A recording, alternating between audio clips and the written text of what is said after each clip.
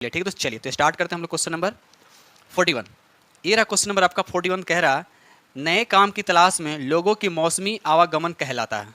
तो क्या कहलाता है नए काम की तलाश में? तैयार, इसका राइट आंसर आपका बी हो जाएगा, ऋतु प्रवास। याद है उसको क्या बोलते हैं हम लोग? ऋतु प्रवास बोलते हैं। ठीक है, तो चलिए आगे बढ़ते। क्वेश्चन नंबर यहाँ पे 42 कहता है पृथ्वी पर उपलब्ध ताजे जल का परसेंटेज पूछ रहा है। ताजे जल जो पीने के लायक है वह फ्रेश वाटर कितना होता है? तो याद रखिए इसका राइट आंसर आपका 2.7%। याद रखिएगा 2.7%। ठीक है, तो चलिए आगे बढ़ते। कुछ अगर पूछा जाए तो इतना पीने का, तो जाहिर सी बात है नमकीन कितना होगा? तो 97% के आसपास नमकीन वाटर होंगे। ठीक है, तो चलिए क्वेश्चन नंबर यहाँ 44 कहता है, क्वेश्चन यहाँ 43 कहता है सीएनजी का मुख्य संगठक क्या? आपसे पूछा जाएगा सीएनजी का मुख्य संगठक क्या है? तो याद इसका राइट आंसर आपका डी हो जाएगा, मेथेन। इसमें मेंस क्या होता है? तो मेथेन होता है। मेथेन का फॉर्मूला होता है CH4 और ये एल्केन ग्रुप का है। याद रखिए एल्केन ग्रुप का। अब सीएनजी का पूरा नाम क्या होता है? तो याद रखिएगा कंप्रेस्ड नेचुरल गैस। ठीक है, तो चलिए आगे बढ़ते। क्वेश्चन नंबर 44 कहता है निम्नलिखित मच्छरों द्वारा फैलने से होने वाले दो रोगों के युगल जोड़ों को चुनिए। तो आपको बताना यहाँ पर राइट आंसर कौन होगा? तो याद रखिए इसका राइट आंसर आपका ए हो जाएगा, मलेरिया और डेंगू। ठीक है, तो चलिए क्वेश्चन नंबर 45 कहता है निम्नलिखित में से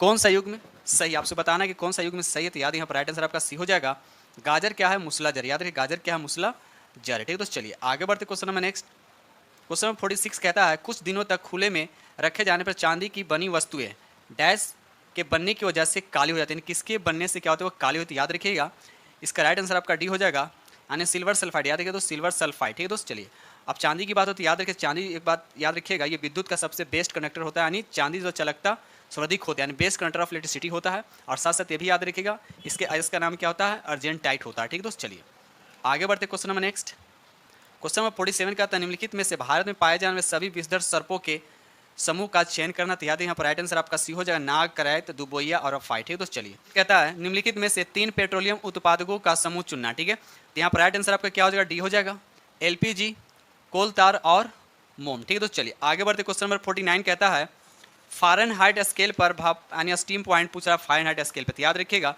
इसका राइट आंसर आपका होगा 212 डिग्री फ़ारेनहाइट। अगर ये पूछा जाएगा सेल्सियस में तो कितना होता है? 100 डिग्री सेल्सियस होता है। ठीक है, तो साथ साथ ये भी याद रखिएगा कि फ़ारेनहाइट पैमाने में पानी के हिमांक कितना होता है? तो याद रखिएगा 32 डिग्री फ़ारेनहाइट होता है हिमांक। याद रखिएगा दोस्त, चलिए आगे बढ़ते। क्वेश्चन नंबर नेक्स्ट, क्वेश्चन 50 कहता है पीएच में पी शब्द धोतक यानी ये किसका सिंबल है? ये आपको बताना है, इसका क्या मतलब होता है पी का, ये बताना है। तो यार इसका राइट आंसर आपका सी होगा, पोटेंस। याद रखिए तो इसका राइट आंसर क्या होगा? पोटेंस। ठीक है, तो चलिए क्वेश्चन 51 कहता है निम्नलिखित में से किस प्रकार के दर्पण में प्रकाश का पाश्चर्य व्युत्क्रम प्रदर्शित होता है? तो इसका राइट आंसर आपका क्या हो जाएगा?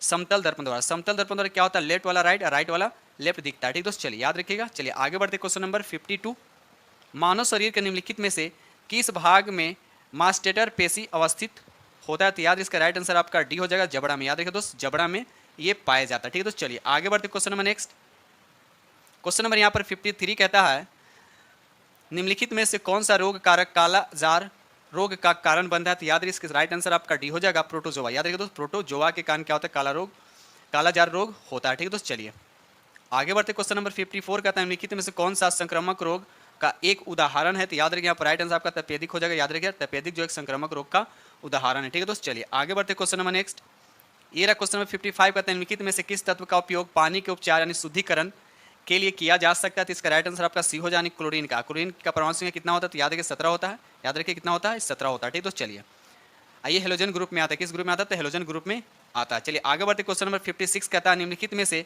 किस गैस का उपयोग बिजली के बल्बों में किया जाता है? पहले भी क्वेश्चन डिस्कस किया जा चुका है। तो याद रखिए यहाँ पर राइट आंसर आपका नाइट्रोजन होगा और साथ साथ आर्गन भी यूज़ किया जाता है। ठीक है दोस्त, चलिए याद रखिएगा। क्वेश्चन नंबर नेक्स्ट कहता है, क्वेश्चन नंबर 57 कहता है तपेदिक यानी टीबी के टीके की खोज किसने की थी? ठीक है, तो इसका राइट आंसर आपका क्या हो जाएगा? बी हो जाएगा, लियोन कैलमेट और कैमालिन गुएरिन। याद रखिए दोस्त।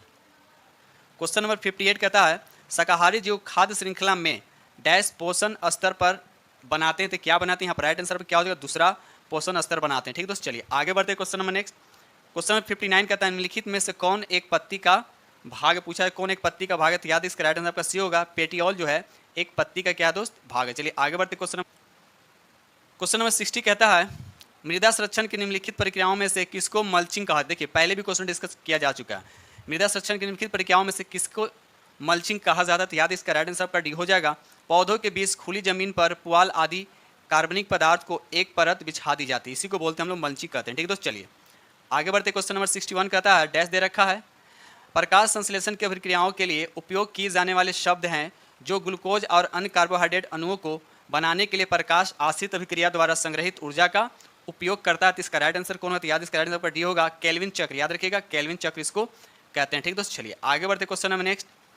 क्वेश्चन नंबर 62 का था, ट्रिकोमा नामक बीमारी शरीर का निम्नलिखित में से कौन सा अंग प्रत्यक्ष तौर पर प्रभावित होता है? बिल्कुल इजी क्वेश्चन है, तो याद रखिए इसका राइट आंसर आपका बी हो जाएगा, आंख में। ठीक है दोस्त, आंख में होता है ट्रिकोमा। ठीक है दोस्त, चलिए क्वेश्चन नंबर 63 कहता है, सौरमंडल का सबसे वातमय ग्रह निम्नलिखित में से कौन सा? तो याद रखिए इसका राइट आंसर आपका ए हो जाएगा, नेपच्यून। याद रखिए दोस्त, नेपच्यून। ठीक है दोस्त, चलिए आगे बढ़ते क्वेश्चन नंबर 64 कहता है, क्वार्ट्ज का प्राथमिक घटक निम्नलिखित में से कौन सा आता है? इसका राइट आंसर पर क्या हो जाएगा? तो सी हो जानी सिलिका। ठीक है दोस्त, चलिए क्वेश्चन नंबर 65 कहता है, पृथ्वी के वायुमंडल में अनुमानित रूप से कितने प्रतिशत आर्गन है? ये आपसे पूछा जा रहा है, तो याद रखिए इसका राइट आंसर 1% या कहीं के लिए लिखा हुआ मिलेगा 0.9%। ठीक है दोस्त, चलिए यानी 1% के आसपास। ठीक है, चलिए आगे बढ़ते क्वेश्चन नंबर नेक्स्ट।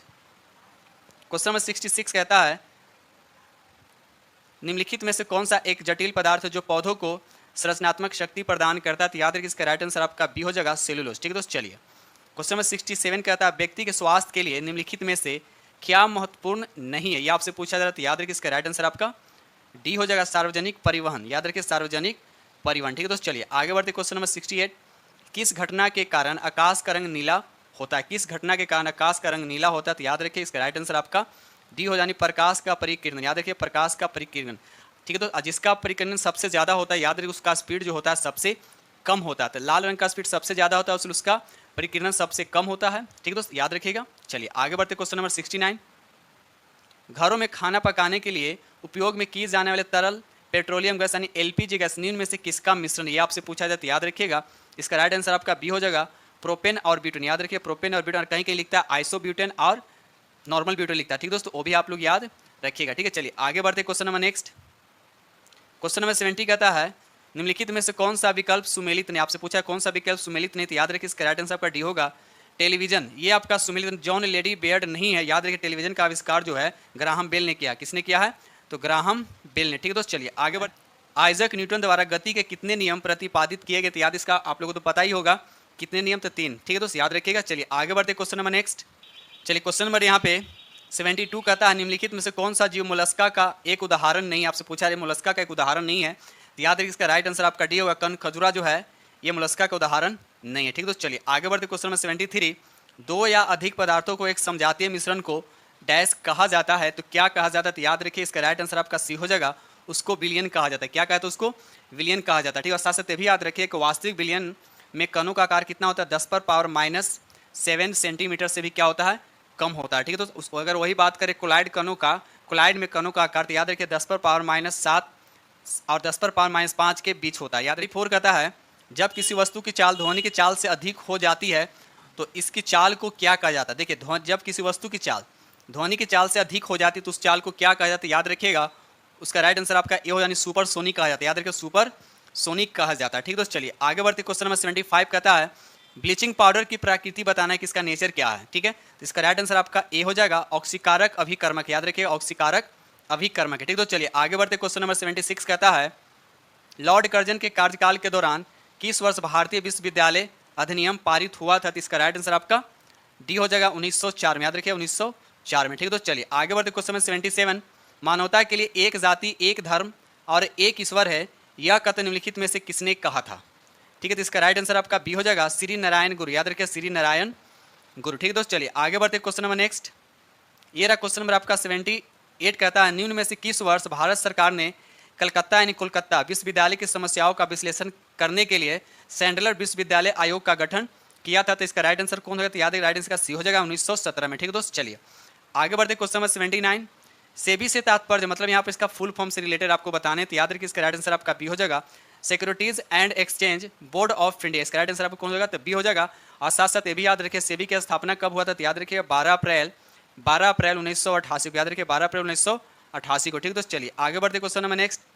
ये रहा क्वेश्चन नंबर 80 कहता है, वस्तुओं के निर्यात और आयात के संतुलन को यहाँ पर डैश दे रखा है के रूप में संदर्भित किया जाता है, तो किसके रूप में संदर्भित किया? तो याद रखिए इसका राइट आंसर आपका डी हो जाएगा, व्यापार संतुलन के रूप में संदर्भित किया जाता है। ठीक है दोस्त, चलिए आगे बढ़ते क्वेश्चन नंबर 81, शेरशाह सूरी का मकबरा स्थित है। आपसे पूछा है कि शेरशाह सूरी का मकबरा कहाँ स्थित है। बिल्कुल इजी क्वेश्चन है। तो याद रखिएगा कहाँ थे, बिहार में, कहाँ, सासाराम। याद रखिएगा सासाराम में। और साथ साथ ये भी याद है कि शेरशाह सूरी का मृत्यु कब हुआ था, तो याद रखिएगा 22 मई 1545 ईस्वी को। ठीक है दोस्त, चलिए आगे बढ़ते क्वेश्चन नंबर नेक्स्ट।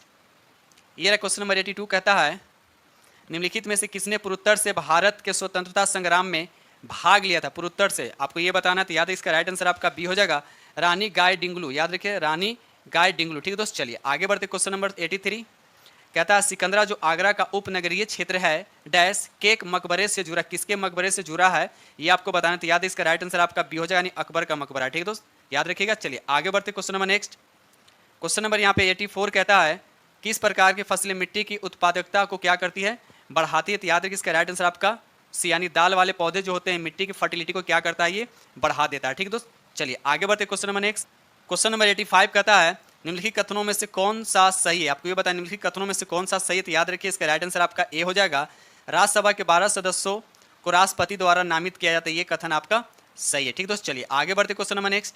ये रहा क्वेश्चन नंबर का 86 कहता है निम्नलिखित में से कौन स्वतंत्र भारत के प्रथम वित्त मंत्री थे। स्वतंत्र भारत के प्रथम वित्त मंत्री बताना, तो कौन थे इसमें से। तो याद रखिए इसका राइट आंसर आपका सी हो जाएगा, आर के सनमुखम चेट्टी। याद रखिए दोस्त, आर के सनमुखम चेट्टी। ठीक है दोस्त, चलिए आगे बढ़ते क्वेश्चन नंबर 87 कहता है जापान की मुद्रा बताने। जापान की मुद्रा कौन थी, याद है इसका राइट आंसर आपका डी हो जाएगा।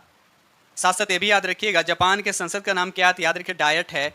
अगर पूछा जाए कि नाइचो क्या है, नाइचो क्या है, तो नाइचो याद रखिए जापान का एक गुप्तचर संस्था, याद रखिए। ठीक है दोस्त, चलिए आगे बढ़ते question number next. Question number 88 कहता है सिंधु लिपि निम्नलिखित में से किस ओर लिखी जाती थी। तो याद रखिए इसका राइट आंसर आपका ए हो जाएगा, इसका राइट आंसर आपका ए हो जाएगा, दाएं से बाएं की ओर। याद रखिए दाएं से बाएं की ओर। चलिए क्वेश्चन यहाँ पे 89 कहता है 1986 में राजीव गांधी की सरकार में लोकतंत्र के लिए पंचायती राज संस्थाओं का पुनरुद्धार और विकास पर एक समिति की नियुक्ति किसकी अध्यक्षता में की गई थी। तो याद रखिए इसका राइट आंसर आपका ए हो जाएगा, LM सिंघवी। याद रखिए LM सिंघवी। ठीक दोस्त, चलिए आगे बढ़ते क्वेश्चन नंबर नेक्स्ट। ये आपको मिलाना है कौन सही है, ठीक है, आपको मिलाना है इसमें। चलिए तो यहाँ पर देखा जाए तो पहला लिखा है सर्व शिक्षा अभियान। तो सर्व शिक्षा अभियान कब आया था, तो याद रखिए 2001 में, यानी ए का हो गया आपका 3। तो देखिए ए का 3 तो बस एक ही ऑप्शन तो यहाँ पर दे रखा है। आगे देख लीजिए बाकी आप लोग मिला लिए, बी का 4 हो जाएगा, बी का आपका पर 2009, और सी का हो जाएगा आपका, सी का आपका 1 हो जाएगा 1987, और डी का हो जाएगा आपका 2 हो जाएगा 1988। ठीक है दोस्त, चलिए आगे बढ़ते क्वेश्चन नंबर नेक्स्ट। फिर आपको मैच करना है यहाँ पे, ठीक है। तो यहाँ पर दे रखा आपका 5वीं पंचवर्षीय योजना, द्वितीय पंचवर्षीय योजना और 8वीं और 7वीं दे रखा। ठीक है, तो अगर 5वीं पंचवर्षीय योजना का बात किया जाए तो ये हो जाएगा आपका ए का 1 हो जाएगा, यानी 1974। तो ए का 1 तो 2 ऑप्शन दे रखा है। ठीक है, अगर द्वितीय पंचवर्षीय योजना की बात किया तो 1956 हो जाएगा, यानी बी का हो जाएगा आपका 2। तो ये भी आपका मिट कर रहा है यहाँ पे। अगर 8वीं पंचवर्षीय योजना की बात किया जाए तो 1992। ठीक है, तो यहाँ पर आपका सी का हो जाएगा 4, तो सी का 4 हो, यानी ऑप्शन आपका बी जा रहा है। ठीक है, ध्यान दीजिए। ठीक है, और 7वीं पंचवर्षीय हो जाएगा आपका 3 हो जाएगा। ठीक है, तो मिला लीजिएगा। ठीक है, चलिए आगे बढ़ते क्वेश्चन नंबर नेक्स्ट। ये रहा क्वेश्चन नंबर आपका 92, कहता है पिछड़े विकासशील देशों के लिए रोलिंग प्लान का सुझाव किसके द्वारा दिया गया था। तो याद रखिए इसका राइट आंसर आपका ए होगा, जी मिर्डल के द्वारा दिया गया था। ठीक है, तो चलिए आगे बढ़ते क्वेश्चन नंबर 93 कहता है राजनीतिक स्वतंत्रता राष्ट्र के लिए जीवनदायी यानी प्राणदायी होती है, यह कथन किसने कहा था। तो याद रखिए इसका राइट आंसर आपका बी हो जाएगा, अरविंद घोष ने कहा था। याद रखिए दोस्त, अरविंद घोष ने। ठीक है, चलिए आगे बढ़ते क्वेश्चन नंबर 94 कहता है लखनऊ कढ़ाई की किस पारंपरिक कला के लिए प्रसिद्ध है। तो याद रखिए इसका राइट आंसर आपका सी हो जाएगा, चिकनकारी। याद रखिए दोस्त, चिकनकारी के लिए प्रसिद्ध है। ठीक है दोस्त, चलिए आगे बढ़ते क्वेश्चन नंबर नेक्स्ट। ये रहा क्वेश्चन नंबर आपका 95। क्वेश्चन नंबर 95 कहता है अवध राज को किसने ब्रिटिश भारत राज में विलय किया। तो याद रखिए इसका राइट आंसर आपका सी हो जाएगा, लॉर्ड डलहौजी ने। याद रखिए दोस्त, लॉर्ड डलहौजी ने। ठीक है दोस्त, चलिए आगे बढ़ते क्वेश्चन नंबर 96। अंतर्राष्ट्रीय श्रम संगठन का मुख्यालय स्थित है, तो आपको बताना है कहाँ है। तो याद रखिए इसका राइट आंसर आपका ये हो जाएगा, जिनेवा में। ठीक है दोस्त, 97 कहता है यहाँ पर बुशवेल्ड घास स्थल पाए जाते हैं, तो कहाँ पाए जाते हैं। तो याद रखिए इसका राइट आंसर आपका सी हो जाएगा, दक्षिण अफ्रीका में पाया जाता है। याद रखिए दक्षिण अफ्रीका में पाया जाता है। ठीक है दोस्त, चलिए आगे बढ़ते क्वेश्चन नंबर 98 कहता है लावेर कप संबंधित, आपको बताना है कि लावेर कप जो है ये किस खेल से संबंधित है। तो याद रखिए इसका राइट आंसर आपका ये हो जाएगा, ये टेनिस से संबंधित है। याद रखिए तो ये टेनिस से संबंधित है। आगे बढ़ते क्वेश्चन नंबर 99 कहता है निम्नलिखित में से किस देश की भू सीमा भारत से जुड़ी नहीं है। किस देश की भू सीमा जो है भारत से जुड़ी नहीं थी। याद रखिए यहाँ पर राइट आंसर आपका बी हो जाएगा, तजाकिस्तान जो है इसकी सीमा जो भारत से नहीं जुड़ी, बाकी म्यांमार, चीन और बांग्लादेश तीनों से जुड़ा हुआ। ठीक है, तो चलिए आगे बढ़ते question number next. Question number 100 कहता है ज्ञानपीठ पुरस्कार किस क्षेत्र वालों को दिया जाने, किस क्षेत्र में ये दिया जाता है, तो याद रखिए इसका राइट आंसर आपका ए हो जाएगा, साहित्य के क्षेत्र में दिया जाता है। याद रखिए साहित्य के क्षेत्र में दिया जाता है। साथ साथ ये भी याद रखिएगा कि यह भारत का सर्वोच्च साहित्य सम्मान है, जिसकी स्थापना जो हुआ था 1961 में स्टार्ट हुआ था। ठीक है दोस्त, चलिए क्वेश्चन नंबर 101 कहता है उस बौद्ध ग्रंथ का नाम बताइए जिसमें त्रिभुज के लिए नियमों का उल्लेख किया गया था। आपको बताने इसका राइट आंसर कौन होता है, याद इसका राइट आंसर आपका बी हो जाएगा, विनय पिटक में। याद रखिए दोस्त, विनय पिटक में। चलिए आगे बढ़ते, क्वेश्चन नंबर 102 कहता है हुमायूं का मकबरा कहाँ, ये बताने कि हुमायूं का मकबरा कहाँ, तो याद रखिए दिल्ली में। कहाँ है दोस्त, तो दिल्ली में। ठीक है दोस्त, चलिए आगे बढ़ते, क्वेश्चन नंबर नेक्स्ट, ये रहा क्वेश्चन नंबर आपका 103 कहता है किस शास्त्रीय अर्थशास्त्री ने निम्नलिखित वाक्यांश को लोकप्रिय बनाया, प्रत्येक से उसकी क्षमता के अनुसार, प्रत्येक को उसकी आवश्यकता के अनुसार। ठीक है दोस्त, ये बताना है कि किसका, तो याद रखिए इसका राइट आंसर आपका बी हो जाएगा, यानी कार्ल मार्क्स को। याद रखिए दोस्त, कार्ल मार्क्स का ये वाक्यांश है। ठीक है दोस्त, चलिए आगे बढ़ते, question number next, question number 104 का था चेंचू जनजाति विद्रोह दक्षिण भारत के किस क्षेत्र का जनजाति विद्रोह, ये आपको बताना है। तो याद रखिए इसका राइट आंसर आपका डी हो जाएगा, ये आंध्र प्रदेश के। ठीक है दोस्त, आंध्र प्रदेश के। चलिए आगे बढ़ते, क्वेश्चन नंबर नेक्स्ट, ये रहा क्वेश्चन नंबर आपका 105 कहता है शिक्षा की वर्धा योजना कब लाया गया था। याद है शिक्षा की वर्धा योजना कब लाया गया था, तो याद रखिए इसका राइट आंसर आपका बी हो जाएगा, 1937 में लाया गया था। ठीक है दोस्त, चलिए आगे बढ़ते, क्वेश्चन नंबर 106 कहता निम्न में से किस स्थल से प्रथम खेती यानी कृषि भूमि का साक्ष्य मिला, ये आपको बताना। तो याद रखिए इसका राइट आंसर आपका ए हो जाएगा, मेहरगढ़। याद रखिए दोस्त, मेहरगढ़ से इसका साक्ष्य मिला। अब रहा सर कि मेहरगढ़ स्थल कहाँ थे, पाकिस्तान के बलूचिस्तान प्रांत में स्थित है। ठीक है दोस्त, चलिए आगे बढ़ते, question number next, question number 107 कहता है भारतीय संविधान का अनुच्छेद 61 किससे संबंधित है, तो याद रखिएगा इसका राइट आंसर आपका बी हो जाएगा, राष्ट्रपति के महाभियोग से संबंधित है। ठीक दोस्त, चलिए आगे, क्वेश्चन नंबर 108 कहता है ब्रिटेन के किस कानून के द्वारा भारतीय प्रतिनिधियों को भारतीय विधान परिषद के चुनाव में पहली बार सीटों का आवंटन किया गया था, तो आपको बताना है इसका राइट आंसर कौन होगा।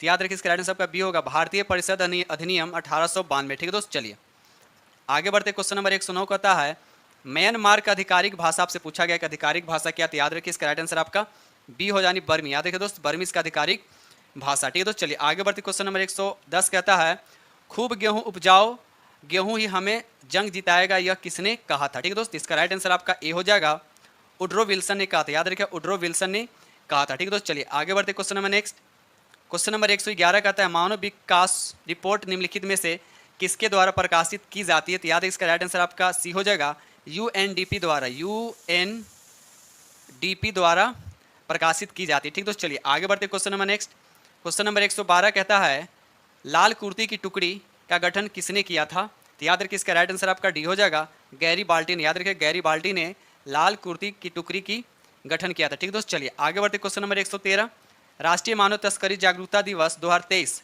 कब मनाया गया, तो याद रखिए इसका राइट आंसर आपका डी हो जाएगा, यानी 11 जनवरी को मनाया गया। ठीक दोस्त, चलिए आगे बढ़ते, question number next, question number 114 कहता है बिहार के किस जिले की मोती झील में पहली बार 10वीं सीनियर नेशनल ड्रैगन बोर्ड प्रतियोगिता आयोजित हुई है, तो आपको बताना है कहाँ, तो याद है इसका राइट आंसर आपका बी हो जाएगा, पूर्वी चंपारण में। याद रखो दोस्त, पूर्वी चंपारण में। ठीक है, चलिए आगे बढ़ते, क्वेश्चन नंबर 115 फरवरी 2023 में दिल्ली की एकीकृत नगर निगम के पहले मेयर के रूप में किसे चुना गया, तो याद रखिए इसका राइट आंसर आपका ए हो जाएगा, शैली ओबेरॉय को। याद रखिए शैली ओबेरॉय को। ठीक है दोस्त, चलिए आगे बढ़ते, क्वेश्चन नंबर नेक्स्ट, ये रहा क्वेश्चन नंबर आपका 116 कहता है 25 फरवरी से 5 मार्च 2023 तक विश्व पुस्तक मेला 2023 कहाँ आयोजित किया गया, तो याद रखिए इसका राइट आंसर आपका सी हो जाएगा, नई दिल्ली में। ठीक दोस्त, कहाँ, तो नई दिल्ली में। ठीक दोस्त, चलिए क्वेश्चन नंबर 117 कहता है भारत के पहले स्वदेशी विमान वाहक पोत का नाम बताना, उसका नाम क्या, तो याद रखिए इसका राइट आंसर आपका डी हो जाएगा, INS विक्रांत। याद रखिएगा INS विक्रांत। ठीक दोस्त, चलिए आगे बढ़ते, क्वेश्चन नंबर यहाँ पे 118 कहता है किसने